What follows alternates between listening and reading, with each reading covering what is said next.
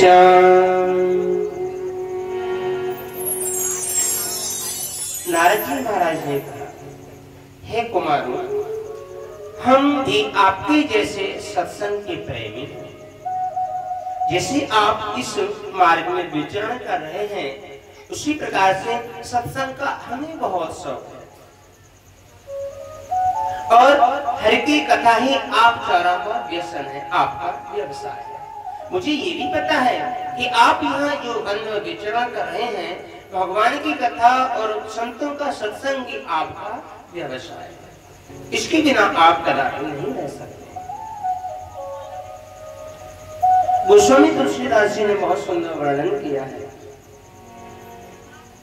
आशा वसन व्यसन यह ते नहीं, आशा वसन व्यसन यह ते नहीं।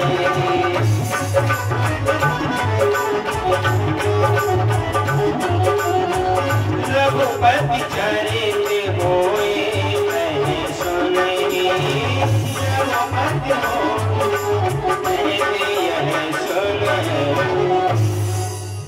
आशा वसन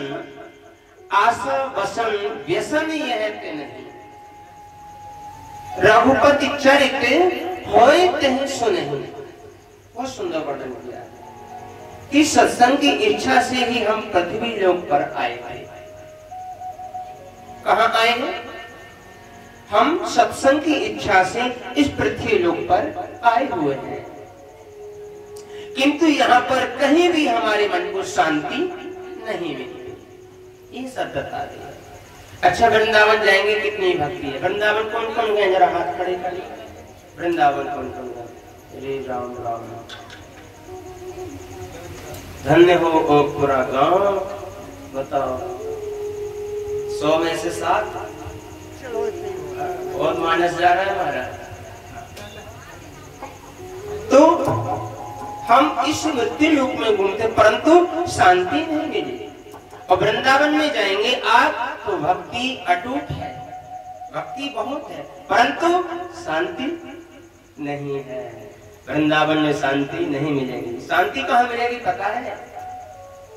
भूत भावन भोलेनाथ के श्री चरणों में नीलकंठी चले जाइए आप, बड़ी शांति दिव्यता आनंद लीजिए अकेले में मस्ती से।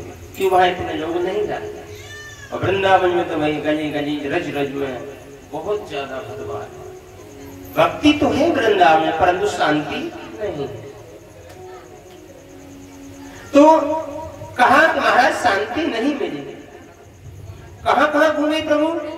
कि सुनिए हम कहां कहां घूम लिए।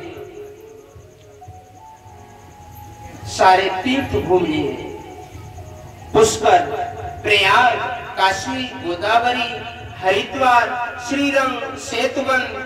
आखिर हमने कितने तीर्थ कर लिए, लेकिन शांति हमें तब भी नहीं मिली।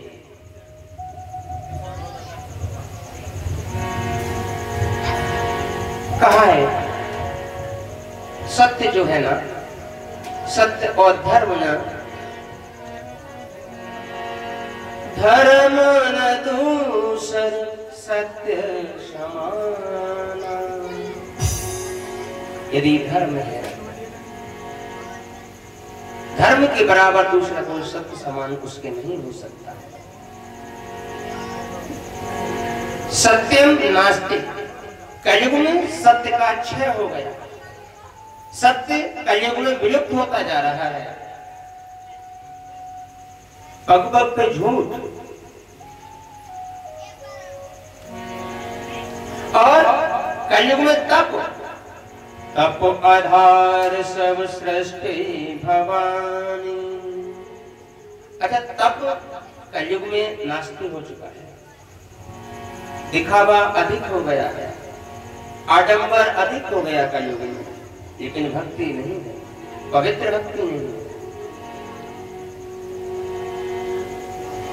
अच्छा, मन में विचार किया जाए कि मन में हम सोच लें कि हम स्वच्छता में रह करके अपना जीवन यापन करें, और स्वच्छता के साथ यदि हमारी पवित्रता नहीं है तो हमारा जीवन निष्फल है। पवित्रता कहीं ना कहीं हमारे अंदर अवश्य होनी चाहिए।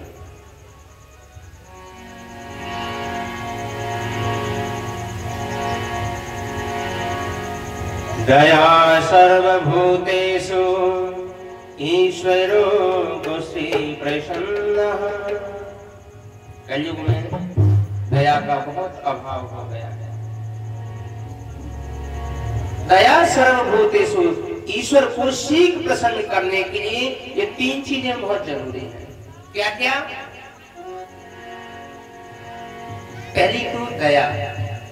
भगवान को यदि प्रसन्न करना है तो जीवों पर दया करना हमारा परम कर्तव्य है। दूसरा संतोष। अब ऐसा नहीं है कि हमारे पास 100 रुपए हैं और हमारे मन में लालसा है कि यार 200 होते तब आनंद आता। अब 200 आ गए तो 300 अवश्य होते, तो ये लालसा नहीं होनी चाहिए, संतुष्टि अवश्य होना चाहिए। तीसरा, अपनी इंद्रियों को निर्वह करना, अपनी इंद्रियों को अपने वश में करना, तभी हमारा कल्याण संभव है।